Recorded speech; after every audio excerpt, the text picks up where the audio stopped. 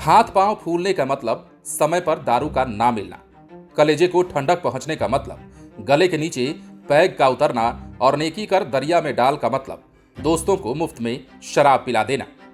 अब किसने सोचा होगा कि शराबबंदी वाले बिहार में सरकारी स्कूल के भीतर ऐसे भी मुहावरे ब्लैक बोर्ड पर लिख करके बच्चों को समझाया और पढ़ाया जाएगा। फिलहाल जो तस्वीरें हम आपको दिखा रहे हैं वो उस सरकारी विद्यालय की है जहां बच्चों को शराब का उदाहरण देकर समझाया जाता है। बच्चों को ऐसे ऐसे मुहावरों को शराब से जोड़कर पढ़ाया जाता है जिसे नीतीश कुमार देख लें तो आग बबूला हो जाए। तस्वीर है बिहार के मोतिहारी की, जहां के चर्चित ढाका प्रखंड के जमुआ मध्य विद्यालय में छात्रों को हिंदी की पढ़ाई के दौरान ब्लैक बोर्ड पर शराब का उदाहरण दिया जाता है। सरकारी स्कूल में हिंदी मुहावरा की गजब गजब उदाहरण देते हुए छात्रों को पढ़ाया गया है, जिसकी तस्वीरें आप ऑन स्क्रीन देख पा रहे होंगे। इसी कड़ी में जैसा कि हमने आपको शुरुआत में ही बता दिया, बच्चों को बताया गया कि पांव फूलने का मतलब होता है समय पर दारू का नहीं मिलना, कलेजा ठंडक होने का मतलब है पैग गले के नीचे उतारना, नेकी कर दरिया में डाल का मतलब होता है फ्री में दोस्तों को पिलाना। अब देखिए ना, आज के वक्त जब पूरे सूबे में शराबबंदी कानून लागू है और इसी शराबबंदी कानून को लेकर बिहार में सियासत जारी है, तो वहीं स्कूल के ब्लैक बोर्ड पर शराब की पढ़ाई कोई शिक्षक अपने होशो हवास में तो नहीं ही पढ़ाएगा। पर जब हमने इस बाबत ढाका के प्रखंड शिक्षा पदाधिकारी अखिलेश कुमार से जानना चाहा कि क्या स्कूल में शराब की पढ़ाई करवाने की बात सही है, तो प्रखंड शिक्षा पदाधिकारी ने न सिर्फ महिला शिक्षक का नाम भी बताया, बल्कि उन्होंने ये भी कहा कि ब्लैक बोर्ड पर शराब का उदाहरण देकर पढ़ाई करवाने वाली शिक्षिका विनीता ने फोन पर मैसेज कर माफी मांगी है। हमने उससे स्पष्टीकरण की मांग की है।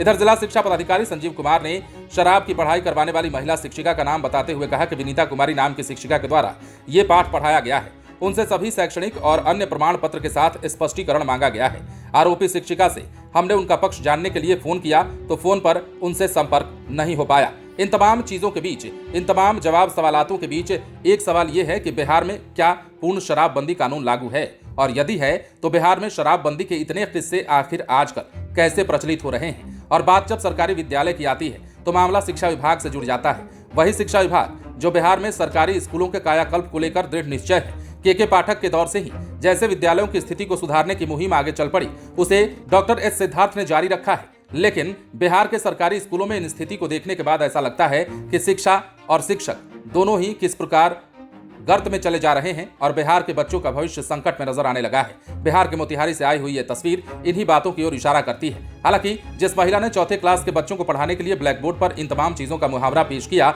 उन शिक्षिका के खिलाफ अब एक्शन होता हुआ दिखाई दे रहा है। जिला शिक्षा पदाधिकारी ने भी स्पष्टीकरण की मांग की है और उन्होंने कहा है कि मैसेज करके उन्होंने माफी मांगी है।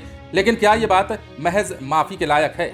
बच्चों को शराबबंदी का पाठ पढ़ाने के बजाय, शराबबंदी कानून के फायदे बताने के बजाय बिहार में शराब के फायदे गिनाए जा रहे हैं मुहावरों के जरिए, तो सोचिए कितनी बड़ी बात है। बने रहें लाइव सिटीज के साथ।